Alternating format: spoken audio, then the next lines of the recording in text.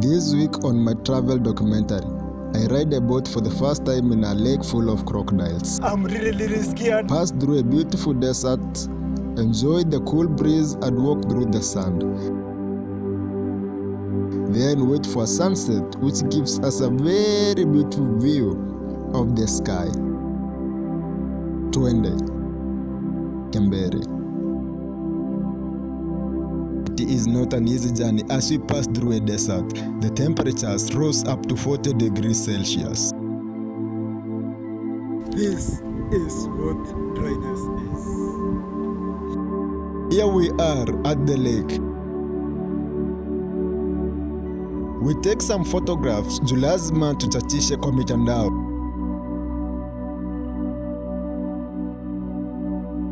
You know, crocodiles don't know the difference between a Rastaman and a peaceful Rastaman. They eat everything they see. Kembere Dam, ladies and gentlemen, come. My boat. See, nakwambiaga utembee, unakataa kusikia. Ona kwenye tuko leo, Kembere Dam, Kembere Lake, unasenga 7 foot. Ndio hii mtu. My friend discovers a diamond, but I don't really know whether it is a diamond, but he is selling it. Ambayo tunaweza ipata kwenye ziwa kama hizi. Hii nikikuja Nairobi watu nitawauzia na kama 25,000.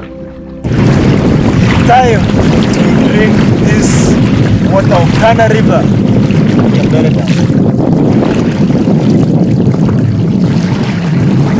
Nakunywa stima yenu. Ukona stima imepotea kwa mtaa yako, mimi nimekunywa hii stima. Hapa mtu anaweza kula mtoto wa mama. Let us enjoy the view. Juni Sare.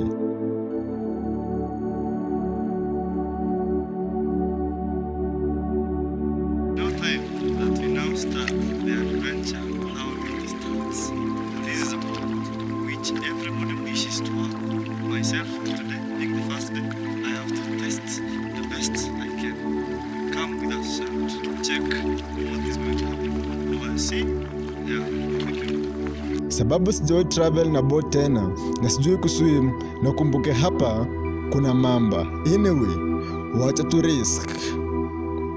Na tumeenda.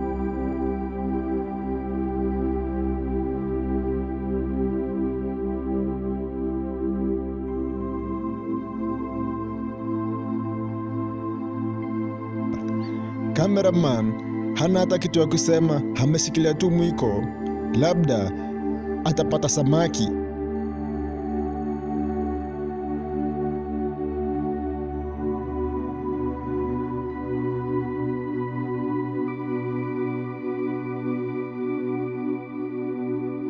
And luckily, he caught a fish.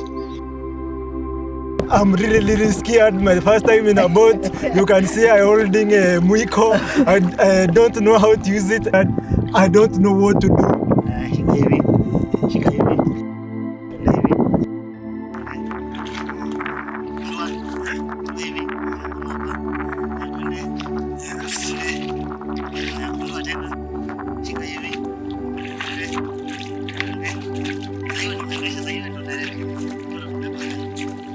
We are off the boat, safe, so let me give thanks.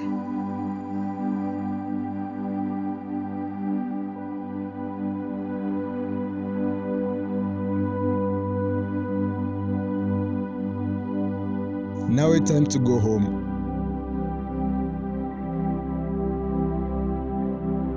And we find a basket fish trap and a abandoned boat.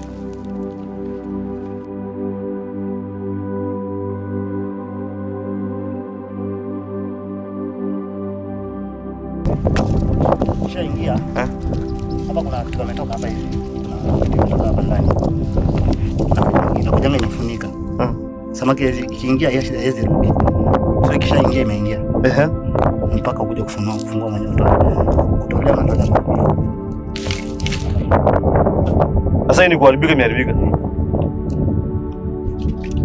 Hiyo imezeeka, isha pata interest yake. Na boti imefika mwisho. Maji inakuwa mingi. Kwa hivyo watu wanaambiwa waje kwa maisha. Jitumie wakati uko na nguvu. Ukienda wakati sasa hii ni mzee. Mzee wake. Jana nimeatoa leo. Sasa ina nguvu tena.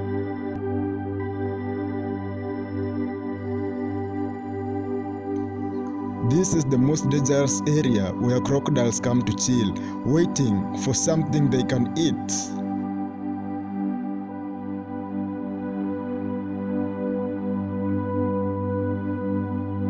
This is Muratina tree. Muratina is a tree and not beer. Hizi ndio miratina sasa. Zinatoshana hivi.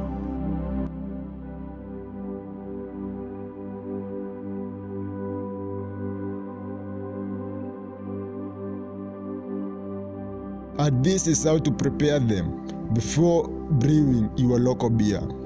Kiasi unatoshea hii zako. Alafu uzipanga. Tumaliza kupanga zote tatu, lazima hiyo shida. Uzitoa kwa ndani.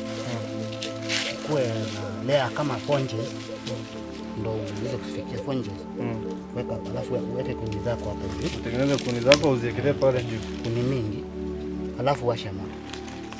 Hizo moto ambayo itawaka kwa masaa kama ngapi? Kabisa moto kubwa. Hiyo moto isha kabisa, hizo kuni ziishi. Hayo makaa na ile njivu ndio itachoma zile tu zako zikisha hivi kama moto kishapoa utakuja uzitoa. After ukitoa utakuja uzipasue. Ukitoa uchukue panga ama kisu upasue two pieces. Each 2 pieces. Each 2 pieces. Alafu weke maji kwa maji mengi. Aidha kwa weke maji kwa bucket ama kwa maji mengi. Uoshe ndani kabisa, uoshe kuna imetoka ndani vitu zimeshikana hivi. Kitu inakaa mucus. Uzitoe kabisa mpaka ziishi. Kisha uende weke maji kwa uzianike. Zinyauke kabisa. Kwa muda wa siku kama ngapi? Unaweza siku mzima, siku mbili. Kulingana vile utaweka mpaka siku. Kama kwa unajua vile itakavyokuwa. Alafu tenda utafute asali. Asali? Tuseme nusu kilo ya asali na nusu kilo ya sukari. Ukuje uweke uchanganye, uweke maji pamoja, uweke maji jagi mbili. Alafu zipe siku 2-3. Maana wakati wa kwanza zinanga ile haraka. Siku 2 ama 3. Tenda utoe hiyo itakuwa itakuwa ni pombe. Utakuja utakula. Utalewesha siku ya kwanza, siku ya pili ukishaweka kama ulimaliza siku 3 utapata kwa siku moja tayari iko tayari unaweza kula. So utakuwa unapata ya kukosa. Na hiyo siku unapukana na tax ya serikali. The baobab tree here is used to keep bees. So it is a multi-purpose tree. Mambuyu na asali. The beautiful sunset caught our eyes. Lazima tungepiga picha.